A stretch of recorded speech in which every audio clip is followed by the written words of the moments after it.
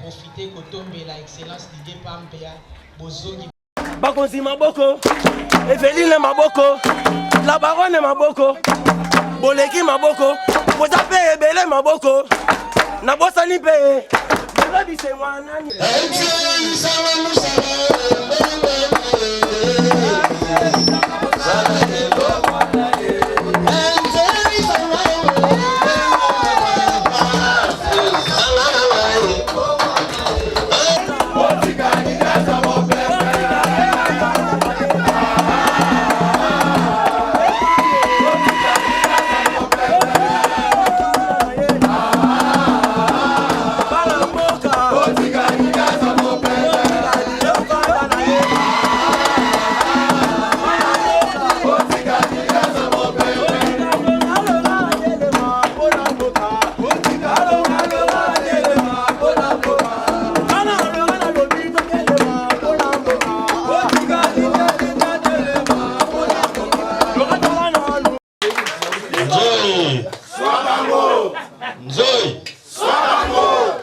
Nzoi Swabango Bayoka douleur Bapanzana Bazo Pezete Bombe Balala Toleka MC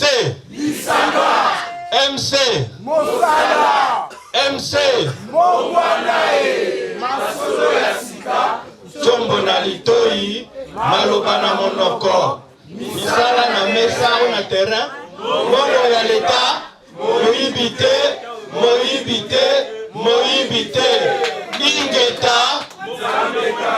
Ingeta Yayambona loba Nalingai kosenga kopesa merci Na bandeko nyonso o balandaki ngai na matanga Na mikoleleki Na bungisaki grand frère na ngai aîné ya famille Na Canada Ebele balanda biso ti na ipen de papa par exemple musika mais baye misusu balali na lamuki na tongo na moni ba ndeko musu ba camarade parti balali wana na sena bitoko ya wana nde tozoloba lisanga eza bongo te tobetela bandeko wana maboko et soka ki pe bongo te mama Karine yaki na délégation moko na enveloppe ya kilo Tobetela bandeko nyonso ba contribuer ata 500 francs, 1000 francs mais et touchaki na mingi merci bongonde lingomba ezalaka. Soki moninga zana pasi toye kosunga e. Azala interfédéral, azala SGA, azala soki nani tozabi nyonso aba camarade. Eza bongote. Nayoki ba bwake linga mwa ba crèche moko que non nazongi te nakenda te est-ce que nakenda ki nazala kaka mais songanzi la pesa ngai musala au niveau ya secrétariat général au niveau national nazaka kama na lukunga mais nazali susu ya lukunga tendenge nazalaki liboso Bolaninga mais bande ba camarade belé bayaka na ndaku bayebi ndaku na yambaka bango non na okate ke bosi boyoka ba bengani mutepa ya secrétaire général donc to yambaka batu nyonso mais na kati ya parti ndenge to lobaki pe na réunion eleki wana auto rassemblaki sous leadership ya yemoko autorité morale Asenga kinga lobby pour le kisi tamingi mais il faut to bandela mobilisation ya ba base na biso pour ba base komi kolemba bazo lemba misusu o misala ezate o boete to solo lango mais toyaka d'abord na parti pour na misala te toyaka pour na ko conquérir pouvoir eza bongote et pour na conquérir pouvoir et senga kabozala ebele donc la nzembo ya mama Evelyne dans le biso ba ya 14 belé hein baza ebele toza ebele na MC mais eloko ezozanga biso eza nini oyo tolobaka tongo midi pourquoi lisanga soki tozongisi lisanga entre biso toza parmi ba force oyo ya makasi politiquement mais tolobelaki yango à part lisanga eza botosi ya bakonzi na biso mutu na mutu pa ye ba place na ye valeur na ye soki batie mutu na esika aza autorité na bino na kati ya parti ata na libanda yo leki na mbongo etali biso te na kati ya parti aza secrétaire général aza mokonzi na yo eza bongo te totika ko mélanger ba genre batie mutu na esika wana tika ye pasala musala na ye bozolandanga tika ye asala musala na ye yo za na sekuna musala na yo kaka kolia ye na cesse po azwa ba résultat te mais échec na ye eza échec ya parti échec na ye eza échec ya parti ba vérité belé bimaki na réunion wana misusu toloba mbala boko pa mokonzi parce que ba vérité mususu il faut tokende directement to yebisango mokonzi yenda kopesa biso ba orientation mais MC eza na capacité ya kozala parti ya munene na kati ya Kinshasa et puis na bamboka mususu tokobanda tournée ya mobilisation na ba interfédération nyonso soko za na 20 membres ndima koza na 20 membres naloba yango tout le temps awa kokosa te ke naza na 200 membres po mokolo bayebisa yo bon chaque membre na yo apesaka $1 par mois parce que mobilisation esengaka mpe makoki eza bongo te sikoyo mobilisation na nyonso tokotiango nyonso na mutu ya tata oyo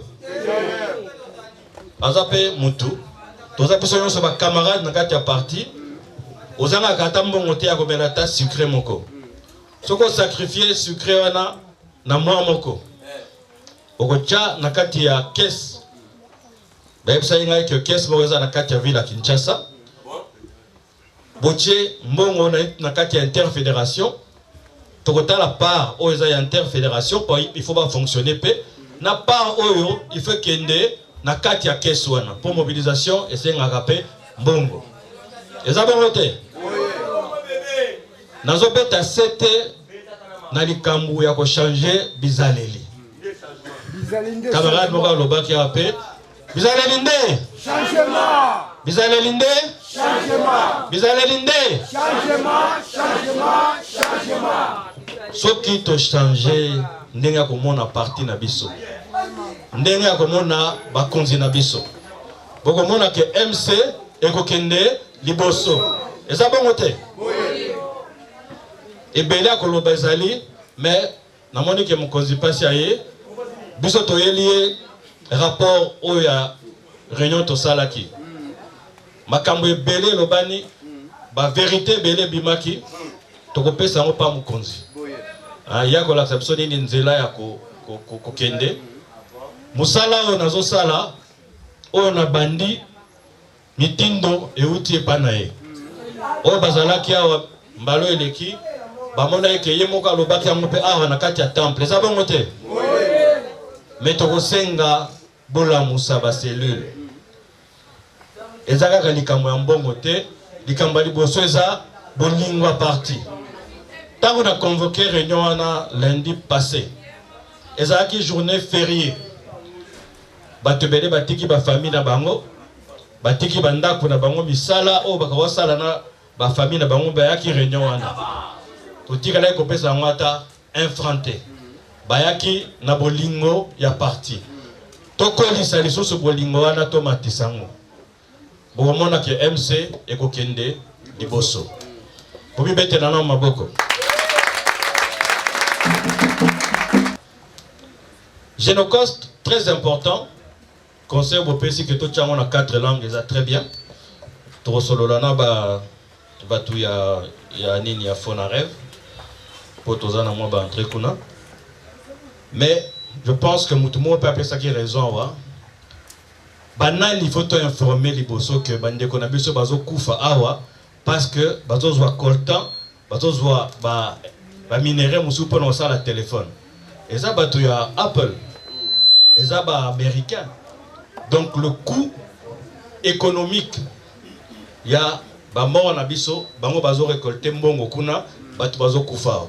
Donc d'où l'utilisation il y a nini wana. Et ça très important mais au niveau ya Kinshasa, ils ont peine à parler du peuple au genotique à gerbe de fleurs d'aro. Mais na Kisangani pe monument zali, na kanisa basali moko pe au niveau ya Bandundu, hein, là où il y a Kisangani c'est sûr. Place moko zali ba genotique ba gerbe. Partout il y a eu des victimes. Il y a ba attaque, il y a ba étrangers, Rwanda, Ouganda. D'ailleurs, pour Ouganda, Futarabiso, Batu, Baebi, mais faut on appelle à moi Koko Somuke, Futarambongo, pour la victime, wana. Oyo, Bukesai Bandeko, la Wana Kisangani. Donc, je n'ai pas beaucoup à dire sur ça. Je voulais surtout insister sur le fait que Tokoti na Ngunga Sika. Pour MC comme Makasi, et vous avez un effort à moko te. Moko na moko de sika zalia c'est important. So il y a 20 personnes kakayo. So il y a 5 personnes kakayo. Mais il y a kana batu oyo bako permettre parti et ça a un poids politique. Poids politique et ça nombre ya batu ko mobiliser. So vous avez l'événement na ba parti mususu ba ye batali wa oh MC za na batu belé boy. Na ba discussion nyonso ba rondota la bino. Bozolanda. Évidemment, ça qui que demande des pas interfédéraux, demande des pas à force des abeilles, demande des pas à structure à parti. Voilà, et ça on a kati, to solo la mona mukonzi. Hein? To solo la nae vis-à-vis, to loba nyonso, to bomba eloko te.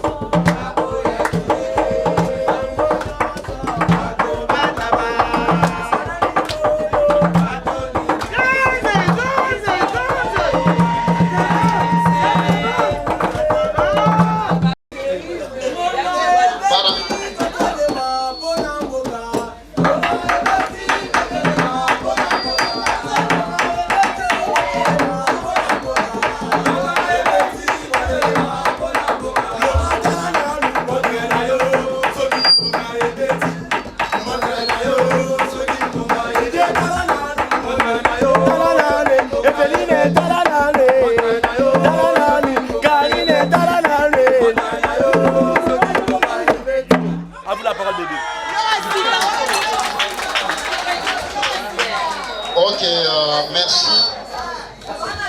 Voilà, Zoa montre talent Gongebeti, Makangweleki et Belé, Gongebeti. Quand c'est grand Zoe, il y a quoi qui était ban à la Yoba ou Kondongwana concernant les Cambo et l'actualité politique. Secrétaire général adjoint en charge de la mobilisation, a PCP ou yaye Maloba. Toti ko lobela likambo etali ba FDLR. Toti pe ko lobela likambo etali Genocoste. Toti pe ko lobela likambo etali marché ya IPEN. Oyo balingi déjà babuka sans préavis. Quand si bande ko na biso mususu bazali abako sala semblant, bazali na ba pharmacie, bazala mwa ba biloko ebele tout autour. Toti ko ndongwana na yango. Yango sans plus tarder, tokozongi sa maloba epa na bino. Mokonzi, les grands gens alingia zo maloba. Totelemi bisika to zabi sonyo, totelemi bisika to zali.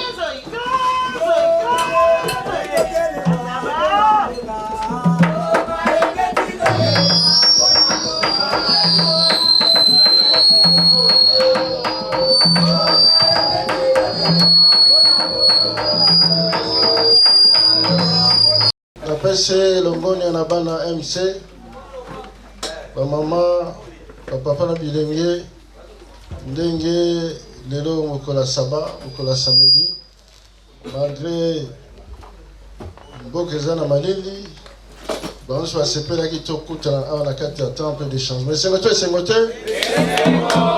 ya mingi namoni bandeko ebele pendant ete amonaki te me lelo bazali présent kati na biso ezali libota il faut de temps en temps kokutanaka bosole makambo ya famille ebi ke bosali badébat ebele etali baenjeu politique nga na kolobaka na deux sujets liboso koféliciter service national task force mosala asali oyo akosala na kati ya ville ya Kinshasa eza ya solo to lokuta tomoni kobanda boulevard Lumumba basali te bamaboke basaki etondaki bawenze mipanzi gauche droite misoko ta lelo nzela ekomi polele tobetela président république maboko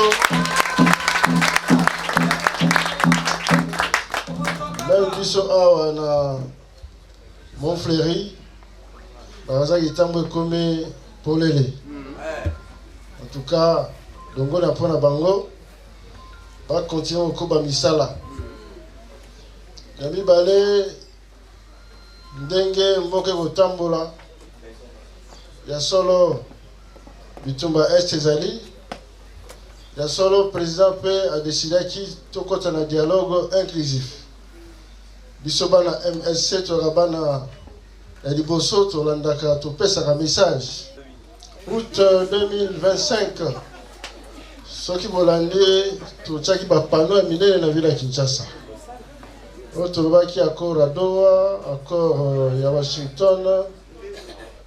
En tout cas lelo ekomi polele MSC asali mpe bémission na Top Congo na TNC na Télé 50 oyo tolikisaki message wana me lelo ekomi réalité tona posa dialogue esalama kimia ekota me dialogue wana ezali na makambo misato akotouche te ya liboso dialogue etali institution te alors institution elakisi présidence de la République ou président de la République eza institution donc moyen babouge yango eza te parce que président c'est un président élu azali légitime ti lelo population kinoise population ya Congo eza na posa na ye pour plus de 70% ndenge barésultat vote ebimaki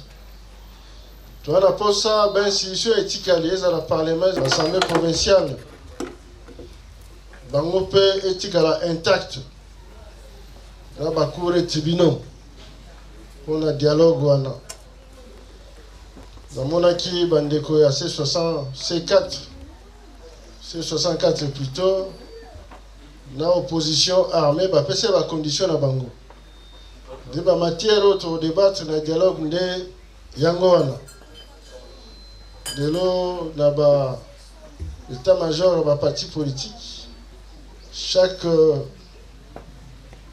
formation politique akosala préparatif à dialogue biso mpe MMC na kati ya AP tokosala mpe ya biso stratégie mpona dialogue eleka malamu me tokosenga oyo etali dialogue président ndenge alobaki a continué mandat même pour 3 ans parce que mboka ezali na bitumba ti lelo oyo ndenge alobaki ke misolo kosalisa baélection ezali te ozala continuité ya vision na ye ti lelo tokokota na baélection na kati mpe soki totali réforme constitutionnelle eza na kati tala lelo makambo ya banationalité makambo ya bagouverneur oye balongola bango ezali te il faut assemblée provinciale décider makambo ebele ezali na kati ya constitution au biso bana MSC ce qui va tout du point de vue la biso to kota la révision constitutionnelle pour la disposition mususu na kanisa to sala déjà ba débat wana to na cahier des charges na biso zali disponible ya solo to lokuta voilà état les politiques en mboka o état les parti na biso esengo monene ndenge na moni botondi meke mais là que signe positif o état les parti ebani kozonga malembe tomeka maboko so tozali victorieux sur otali visage politique otambo na ville ya Kinshasa baparti ebele basala susu réunion te apart UDPS asalisa baréunion mais biso bana MSC chaque samedi na temps plein wa réunion eza na kati na mercredi bandeko bana temps bamipesa mpona parti etambola esengo te bafidèle oyo bazalaka te bazali chaque samedi bazalaka bamama Karine bamama Jenny bamama Suza bamama Eveline Sadam akotaka na 6h moto ya liboso maboko mpona Sadam mwana lora bato mona kata bamasoko nyonso na monde jamais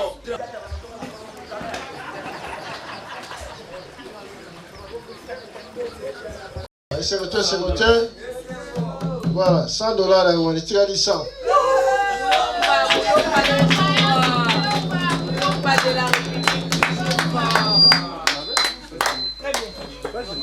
Là, on va que ça 50. Nous sommes au sol.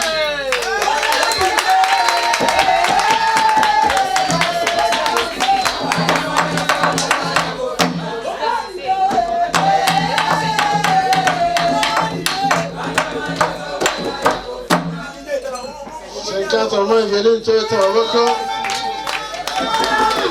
50 à papa. Papa Aubin, tu es avocat.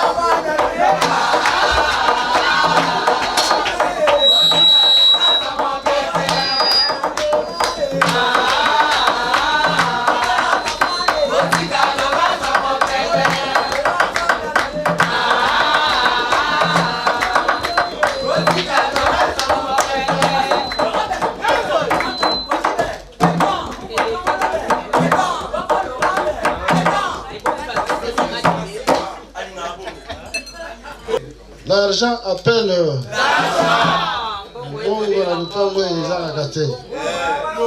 Toujours, les gens ont raté. C'est voté.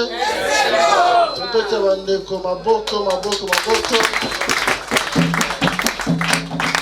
Maman, on est là, merci beaucoup. Maman Evelyne, merci.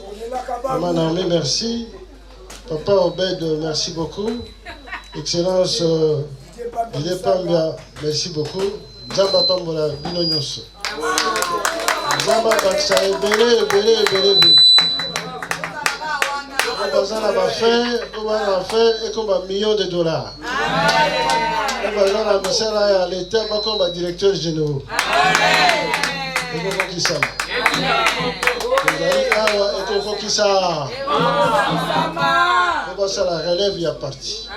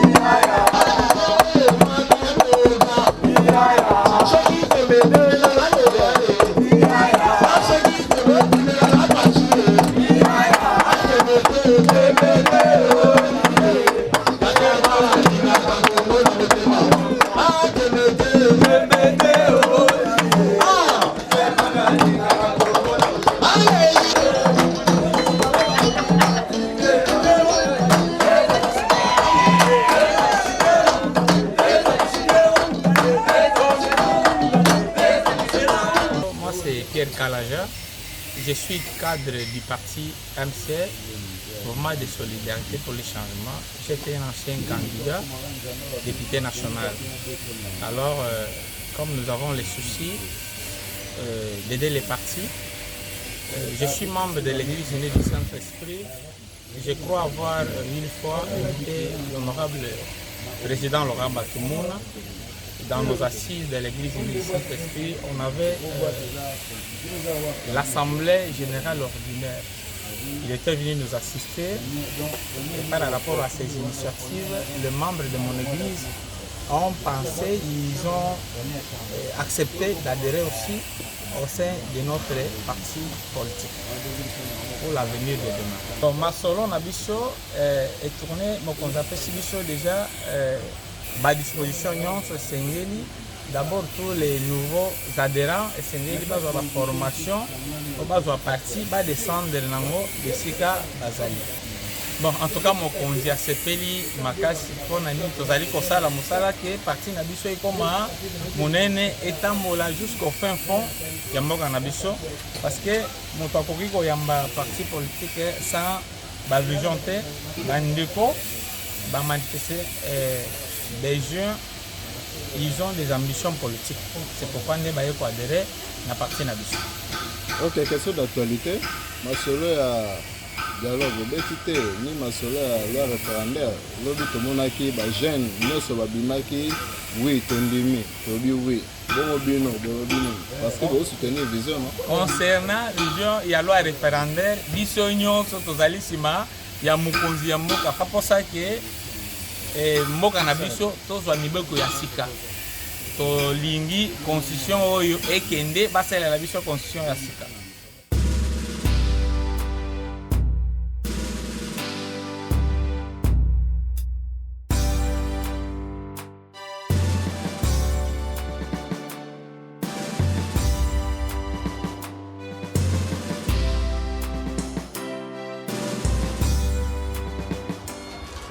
Il est important de reconnaître certaines valeurs dans la société. La société congolaise est une société qui est émaillée de beaucoup de problèmes. Alors, il y a ceux qui se distinguent malgré ce problème, malgré les difficultés,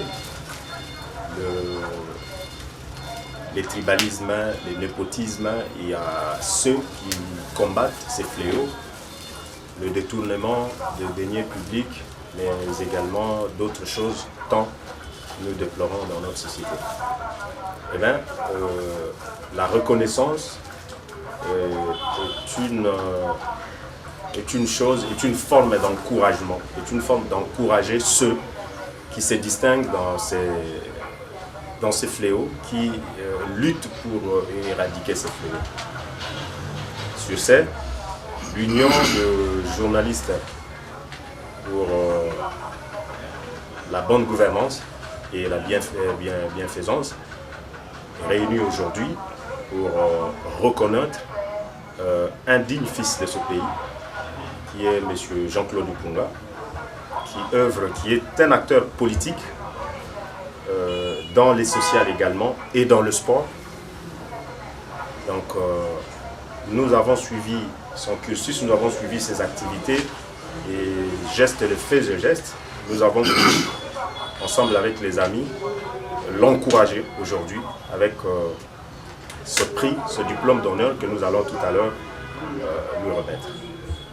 Au nom de toute la corporation journalistique, au nom de l'Union, Union des journalistes pour la bonne gouvernance et la bienfaisance, au nom de Madame la coordonnatrice empêchée, et je prends comme secrétaire général de cette association l'honneur de représenter cette association et vous tous, chers confrères et consoeurs qui sont ici, pour remettre ce diplôme d'honneur à M. Jean-Claude Mpunga à ce jour. Et je pense que ce diplôme, ce n'est que... C'est un simple, c'est un geste, bien sûr, mais c'est beaucoup plus significatif dans le sens où ça va l'encourager, ça va le booster, ça va admonester les efforts pour ceux qui luttent pour la résilience dans notre pays. Désemballer.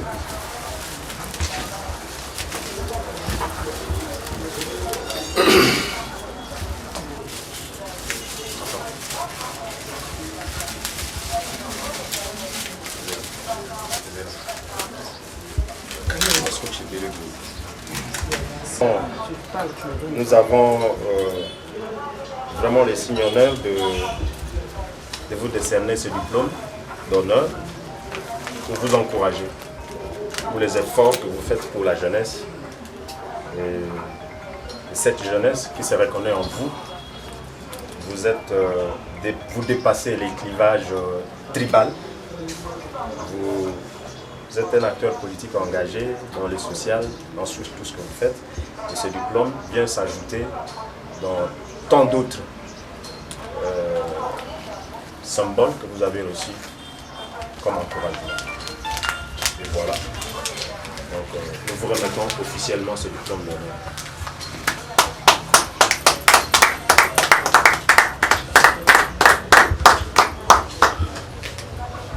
Quand on reçoit un diplôme, c'est-à-dire qu'on a fait quelque chose. Quand nous étions encore à l'école, à l'université, quand on vous décerne un diplôme, c'est que vous venez d'achever un cursus scolaire ou académique. Or, nous, à ce stade, malgré ce diplôme que nous venons de recevoir, le chemin est encore long à parcourir. Donc, je ne peux que vous remercier. L'air n'est pas au discours, mais l'air, c'est vraiment de reconnaître le mérite de tout ce que nous avons fait et que vous avez reconnu à travers toute la majorité silencieuse qui ne pouvait pas être là, qui ne pouvait pas me décerner ce diplôme. Et ce diplôme, je le dédie à tous les peuples congolais, à tous les jeunes qui doivent comprendre qu'il n'y a pas de place pour ceux qui détournent les deniers publics. Il n'y a pas non plus la place pour ceux qui ne voient que leurs égaux. Nous avons fait un effort dans la vie pour être altruistes, donc travailler pour les autres.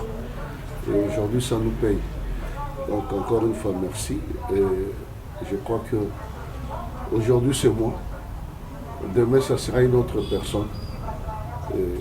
J'aimerais que ce diplôme serve d'exemple aux autres pour qu'ils emboîtent aussi les pas que nous avons nous aussi emboîtés pour que demain, on ait quand même une classe, non seulement politique, une classe de Congolais de bonne qualité dans ces pays qui ne confondraient pas la caisse de l'État avec leurs poches et aussi être au service des autres.